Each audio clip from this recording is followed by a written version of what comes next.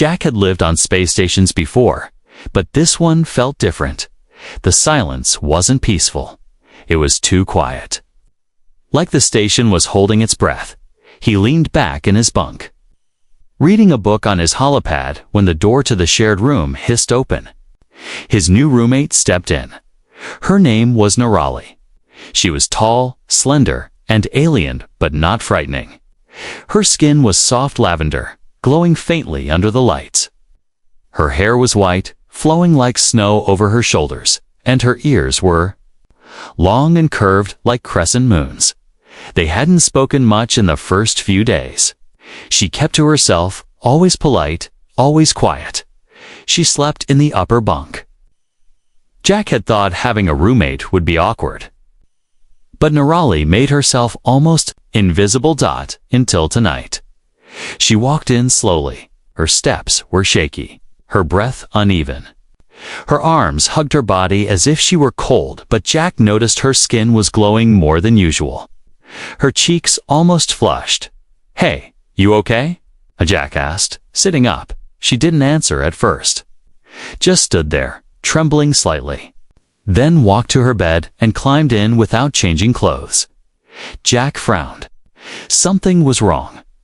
"Do you have a fever or something?" he asked. Her voice came softly from above, nearly a whisper.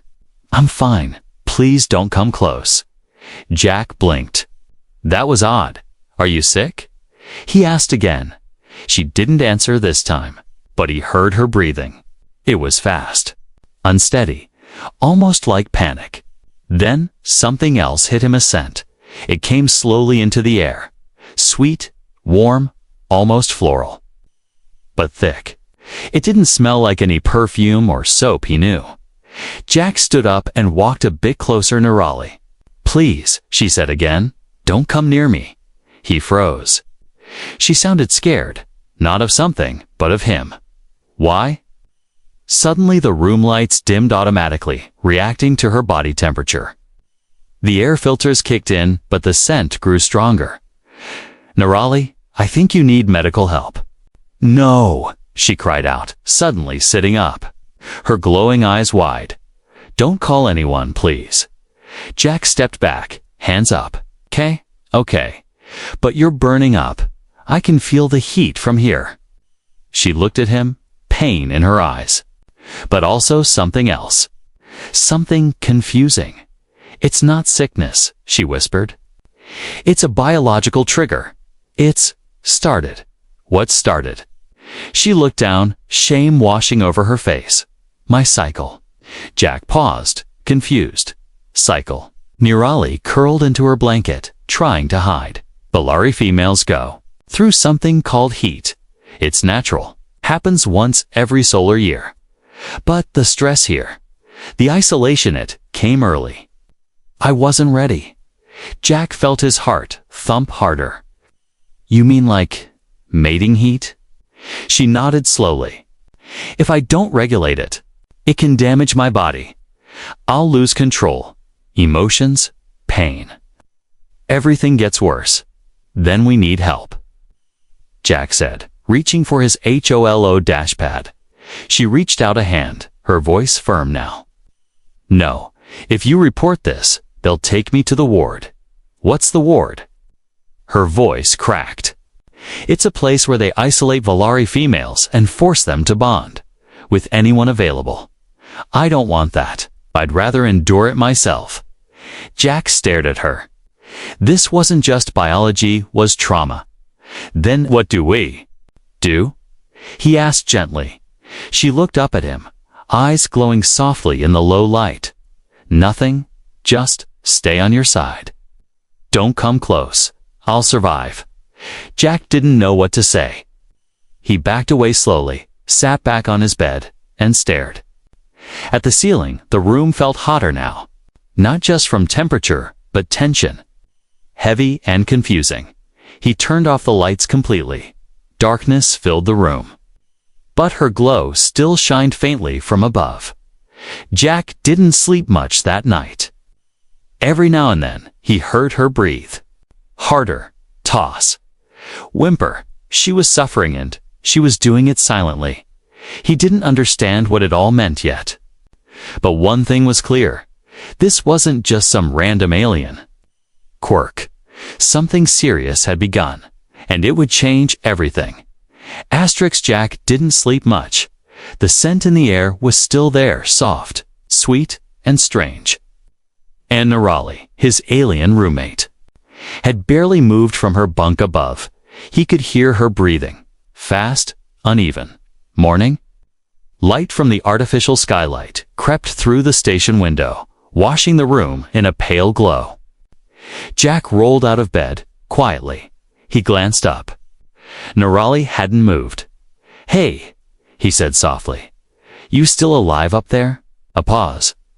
Then a voice, weak and tired. "Yes." Jack frowned. "Do you need water? Food?" "No. Don't come close. You said that last night." Jack sighed. "But I can't just let you suffer. I'm not sick." "You said that too," he muttered. Still, he backed away and opened the locker, pulling out the portable medbot. He activated it, and the bot hovered into the air with a gentle hum. It scanned the room, then her body. Jack waited for results. The bot beeped once, then displayed a summary in glowing letters. Temperature, 104.3 degrees Fahrenheit. Heart rate, elevated condition, no infection detected status. Biological overload, species-specific trigger identified. "What the hell does that mean?" Jack asked. The bot chirped again and expanded the result. Subject appears to be in a Volari reproductive heat cycle, not harmful to others. Mental stress and physical overload possible. No known treatment available through human medicine. Jack blinked. He'd never seen anything like this before. He looked up at her again. "You're not just hot, you're overheating." Nerali groaned.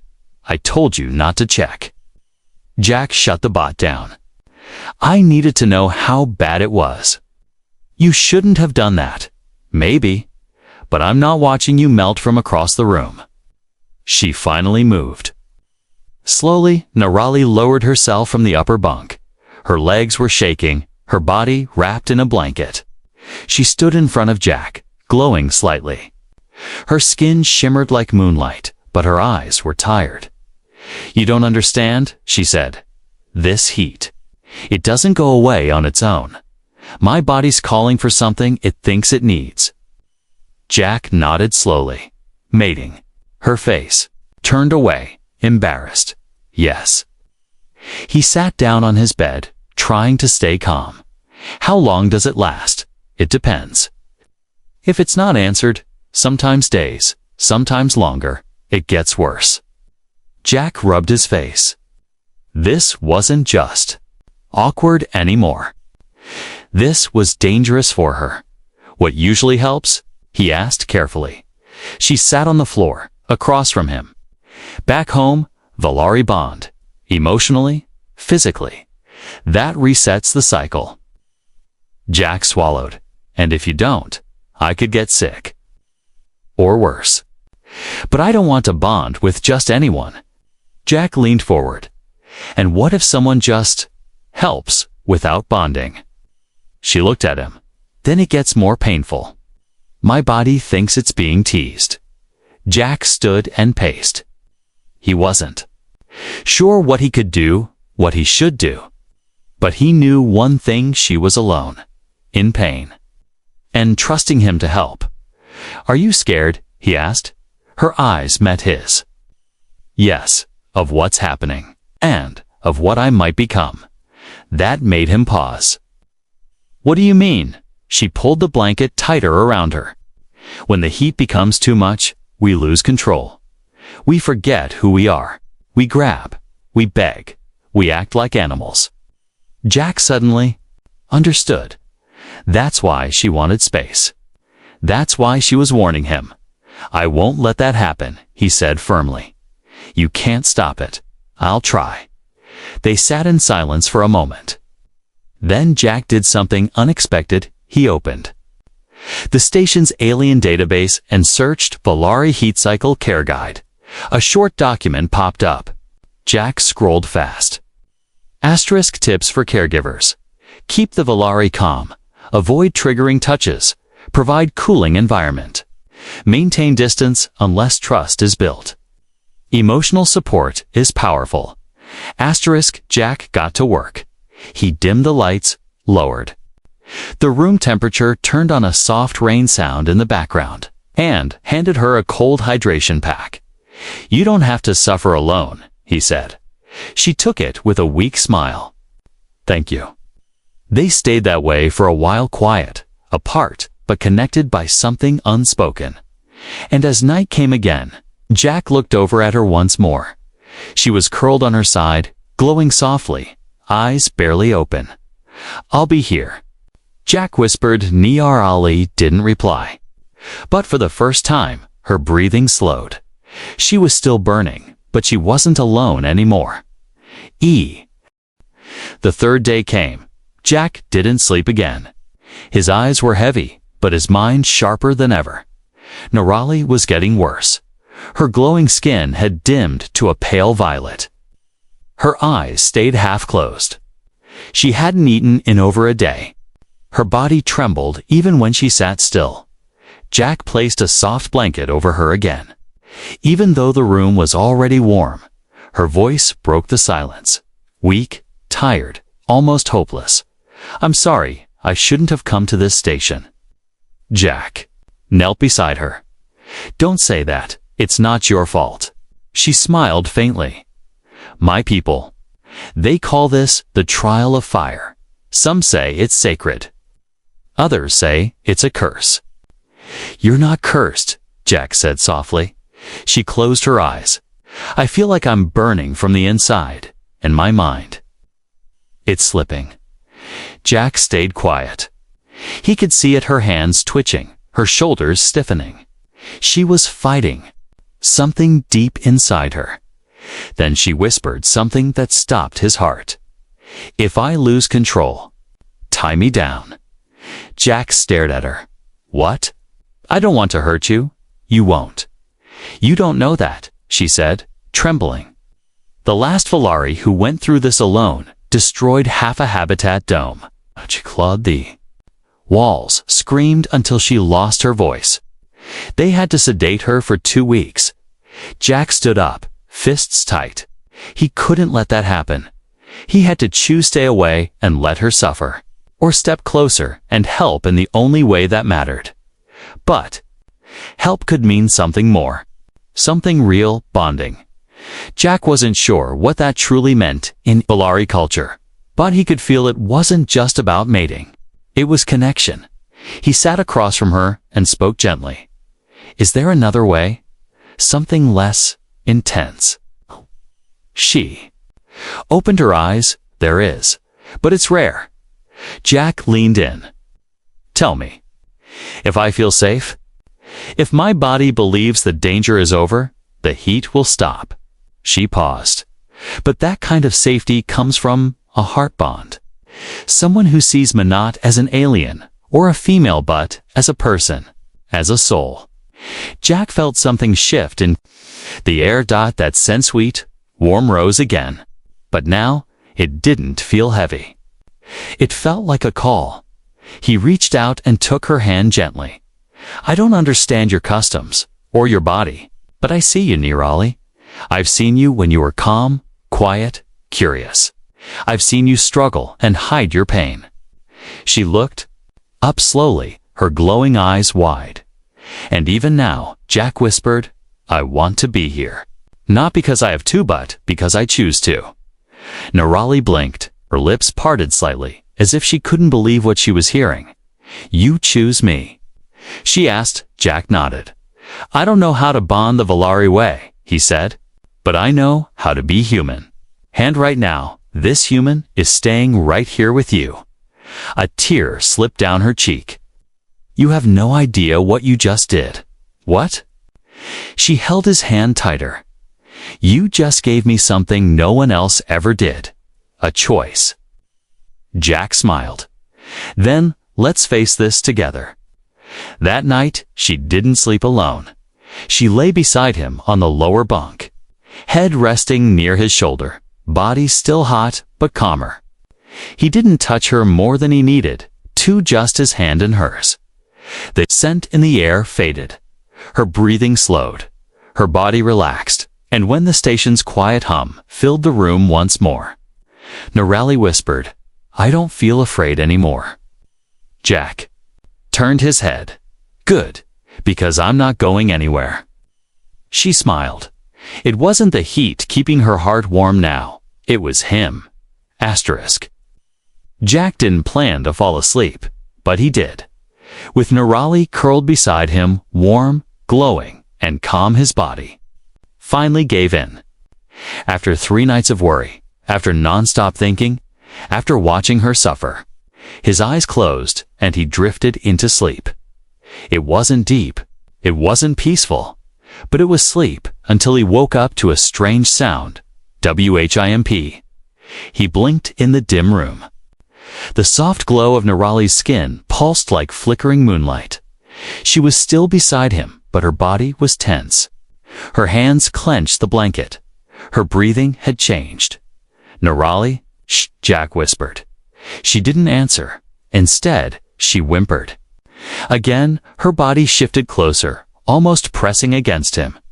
Her fingers reached blindly, grabbing his arm tightly. He could feel the heat radiating off her like fire. Sweat ran down her temples. Her jaw trembled. Her tail twitched behind her legs, and her breath came out like short gasps. Jack sat up carefully. "Hey, wake up. It's me. You're okay." Her eyes shot open, but they didn't look calm anymore. They looked wild. "Jack," she breathed out. "I'm here." Her pupils were wide, her voice lower. She was still halfway in sleep-hand, halfway in something else. "I dreamed you left," she said. "You locked the door. I was alone," screamed. "And no one came." Jack held her hand. "I didn't leave. I won't leave." "But I'm changing," she whispered. "I can feel it. I can't stop it." Jack remembered what she had said before, that if the heat got too strong, she might lose herself. The instincts would take over. He looked into her eyes, firm but gentle. "Then let me help before that happens." She shivered. "Help? How?"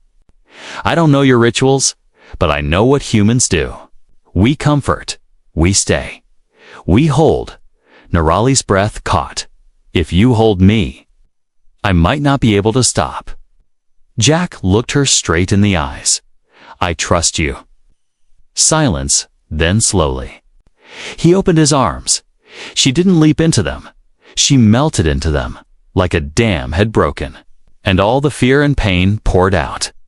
She pressed her face against his chest, her body shaking, and wrapped her arms around his waist. Jack held her carefully.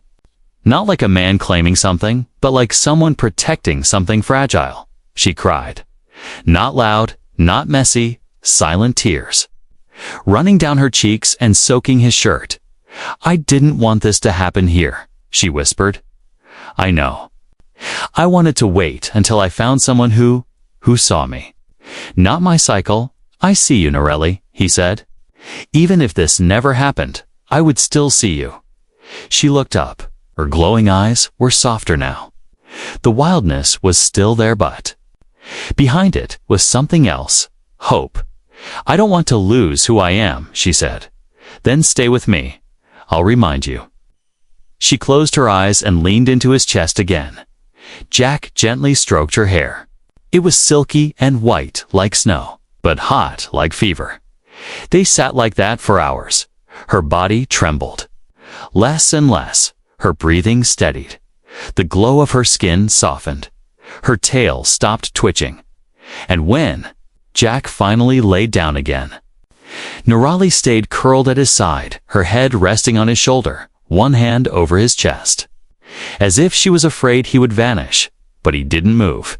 He stayed right there, because now he understood this wasn't about instinct anymore. This was about trust.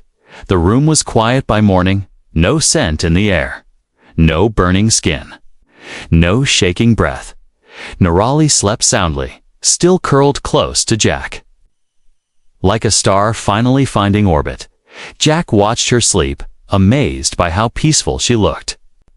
Now then, her fingers twitched. She opened her eyes slowly and blinked.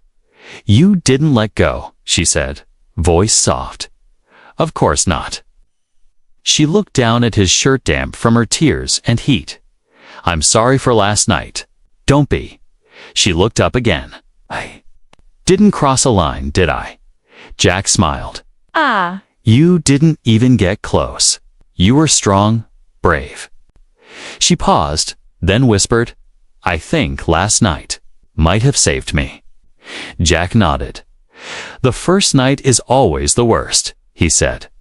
"But you didn't go through it alone." She reached for his hand again. This time, it wasn't out of fear. It was something new. A beginning. Jack woke up first. The station lights slowly brightened with the artificial sunrise, casting a soft, golden glow over the room. He looked down at the girl beside him. Nirali was still asleep, her breathing slow and calm, one hand resting gently on his chest. Her skin wasn't burning anymore. The glowing marks on her arm, soft symbols of her alien biology, were no longer flashing. Her body was warm, but not dangerous. She looked peaceful. He didn't move. He didn't want to break that peace. But then, her eyes opened. For a long moment, she just stared at him. Then her voice came, soft and careful. "You stayed." Jack smiled. "Told you I would." Nirali blinked. Her lashes were still wet from the night before. "You didn't have to hold me. You could have just left the room." "It would have been easier." "Maybe," Jack said. "But easier isn't always better." She sat up slowly, the blanket falling from her shoulders. Her long white hair flowed over her back, slightly tangled but beautiful. Her skin shimmered faintly in the soft light. "I think the worst is over," she whispered. Jack nodded. "You look better. My thoughts are clear again. My body's not screaming anymore." "That's a good sign," he said. She hesitated, then turned to him with a serious expression. "But it didn't stop just because the cycle ended. It stopped because I'd bonded. A little. With you." Jack's breath caught. "What does that mean, exactly?" She looked down at her hands. "In Valari culture, when someone makes us feel truly safe, when someone offers comfort without demand, our body recognizes that. It begins the first stage of bonding." He stayed quiet. Nirali glanced at him, nervous. "It doesn't mean you're trapped. We haven't completed the bond, not fully. That only happens with acceptance from both sides." Jack leaned forward. "And what if I want to understand it more before I decide?" Her face softened with relief. "Then I'll teach you. Slowly, only if you're okay with that." Jack smiled. "I think we've been going slow from the start." She gave a small laugh, a real one this time. "I've never bonded with anyone before," she admitted. "My people, they believe heat should be handled in special rooms, monitored, controlled. But I didn't want a cage. I wanted kindness." "You wanted to choose," Jack said. "Yes." He stood and stretched. "I'm making breakfast. Do you eat human food?" "I can try," she smiled, "as long as it's not too spicy." Jack pulled out a ration pack and heated up a simple vegetable stew. The scent filled the room, not like the heat scent from before, but something warm and homely. As they sat down together, something had changed. There was no tension in the air, no fear, only the soft clinking of spoons and the gentle silence between two people finally understanding each other.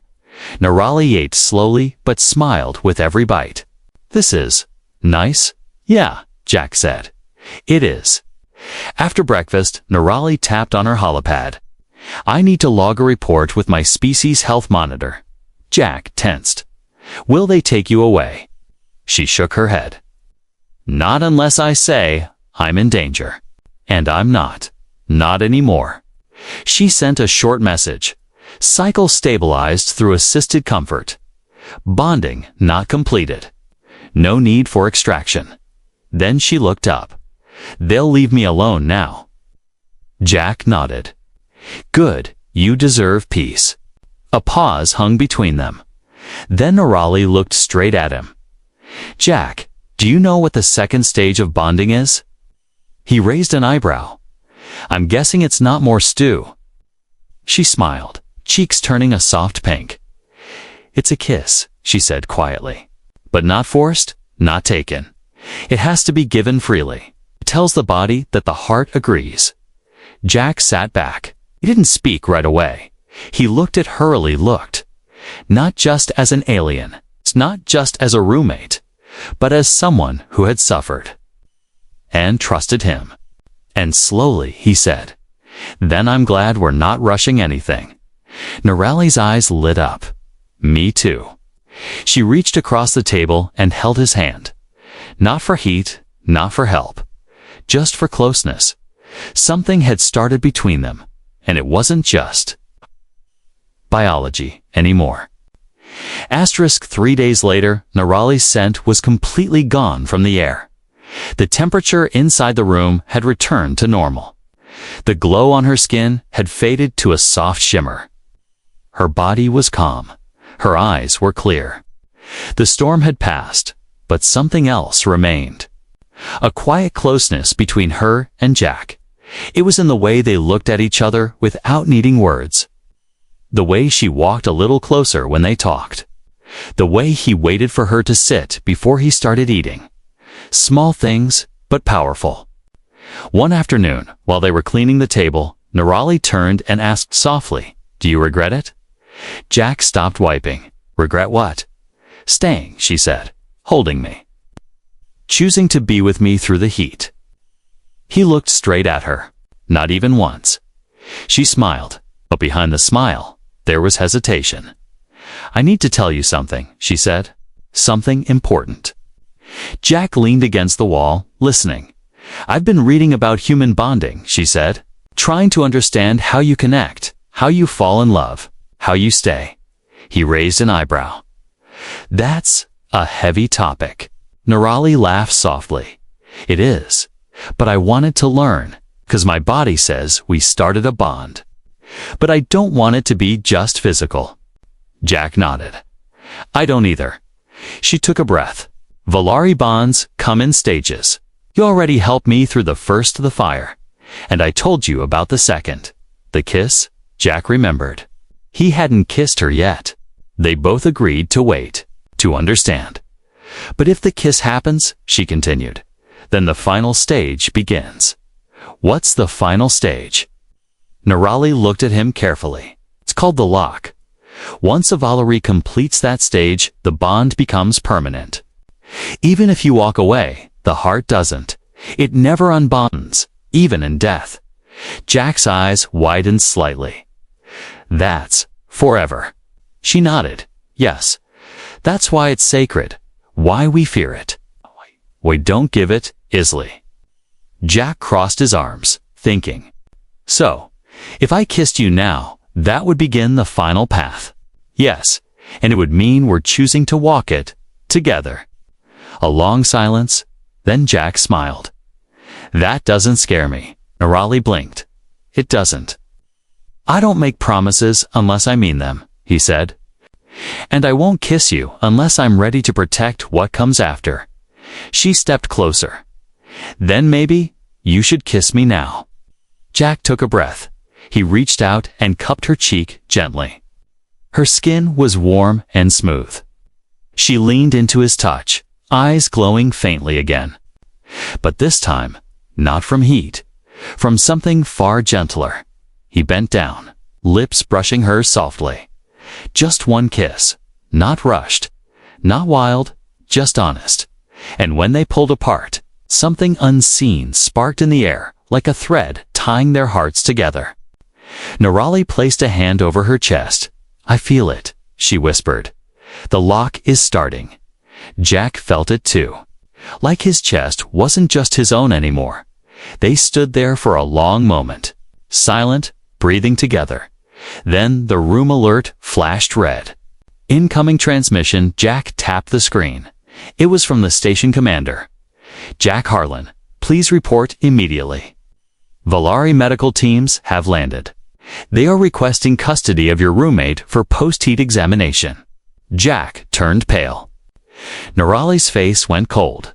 "They're here," she whispered. Jack nodded. She looked down. "If they take me, they'll separate us. They'll say it's improper, that a human can't finish the bond." He stepped closer. "They can't break what we've already started." She looked up. "But they can try." Jack grabbed his jacket. "Then let's make them listen." 10 minutes later, Jack and Nirali stood in the command bay. 3 tall Valari officers in silver armor stood by the docking ramp. One of them looked at Nirali, scanning her with glowing eyes. "She appears stable," the officer said, "but signs of human scent remain on her. Bonding is likely unapproved." Jack stepped forward. "She asked for help. I gave it. She's better because of it." The officer turned to Jack. "You are not Valari. You cannot begin the lock." Jack held Nirali's hand. "Then explain why it's already started." The officer frowned. "That would be impossible." Nirali spoke firmly. "I chose him. I kissed him. My bond is my right." The room went quiet. Finally, the second officer stepped forward and bowed slightly. "If the lock has begun, we cannot stop it. She is marked. And so are you." Jack looked at Nirali. "So what now?" The officer replied, "Now you are responsible for each other. In our laws, bonded pairs are to remain united unless broken by death or betrayal." Jack smiled and looked at Nirali. "Then I guess you're stuck with me." She grinned. "Forever." 2 weeks passed. The station returned to normal quiet hallways, blinking lights, daily reports, and the endless hum of deep space. But inside room 14B, everything had changed. Jack and Nirali were no longer just roommates. They were more than. That's something no scanner, no report, no alien law could fully explain. They had bonded. Not with fire, not with rules, but with care, with patience, and something even stronger. Choice. Jack sat at the table, adjusting a small power module. Sparks danced from the wires as he worked. Behind him, he heard gentle humming. Nirali stood near the window, brushing her long white hair. The glow in her skin was soft and steady. Now no longer wild, no longer unstable, just peaceful. "You hum when you're happy," Jack said with a smile. She looked back, a little shy. "I didn't know I was." Jack stood and stretched. "It's nice. You should hum more often." She walked over, placing her hands gently on his arms. "Do humans change after bonding?" Jack shrugged. "Probably, but not as much as me changing clothes 5 times because my alien girlfriend keeps calling everything I wear too boring." She laughed, our voice musical. "Because they are boring." Jack looked at her. "You know I'm not used to saying words like girlfriend about someone who's not even from my solar system." Nirali tilted her head. "Do you want to call me something else?" He thought. "For a second. Partner. That feels right." She nodded. "Then I'm your partner. In space. In life." Jack leaned in and kissed her forehead. "And you're mine." That afternoon, the station commander called Jack in for a meeting. He walked through the long corridor, past curious crewmates and awkward stares. Everyone had heard what happened. Some called him brave. Others whispered he was a fool. A human bonding with a Valari. Unheard of. But Jack didn't care. He knew what was real. The door opened, and the commander, a tired-looking woman in a gray coat, gestured for him to sit. "You caused a stir, Harlan," she said, looking through a tablet. "The Valari Council submitted documents confirming your bond. They say it's recognized now." Legal Jack raised an eyebrow. "You sound disappointed." She sighed. "Not disappointed, just surprised. No humans ever been accepted like this before." "Then maybe it's time," Jack said. Maybe humans are better at more than just surviving. The commander studied him. They're offering something. A position, off-world. Jack blinked. A position. She nodded. The Valeri asked if you'd consider becoming a human liaison, first of your kind, to help others understand them, and maybe to understand us. Jack leaned back. And, Nirali, she'd go with you. As your bonded partner, her status is linked to yours. He thought for a long moment, then smiled. I accept. Back in their room, Jack packed his things. Nirali stood by the bunk where they first met, where she once lay, shaking, afraid, hiding under a blanket. Her fingers touched the edge softly. This bed saw a lot, she said. Jack zipped his bag. Yeah, a lot of sleepless nights. She turned. And a lot of healing. He walked over, took her hand. You ready to leave this little metal box? She nodded. With you, always. They left the room together, no longer as strangers, no longer as accidental roommates, but as bonded souls. Their ship left the station quietly, slipping into the stars. They sat side by side, looking out the window. Nirali rested her head on Jack's shoulder. Do you think other humans will understand this kind of bond? She asked. Jack chuckled. Some won't, but that's okay. We don't need everyone to understand. Just the ones who are brave enough to listen. She smiled. Then let's make them listen. He looked at her, truly looked, Tand whispered. From the day I met you, I had no idea what was waiting, but now I wouldn't change a thing. She reached up and gently touched his heart. Neither of them spoke. They didn't need to, because the bond they built through pain, patience, trust and warmth was something no rulebook could explain. It was something only two hearts could feel.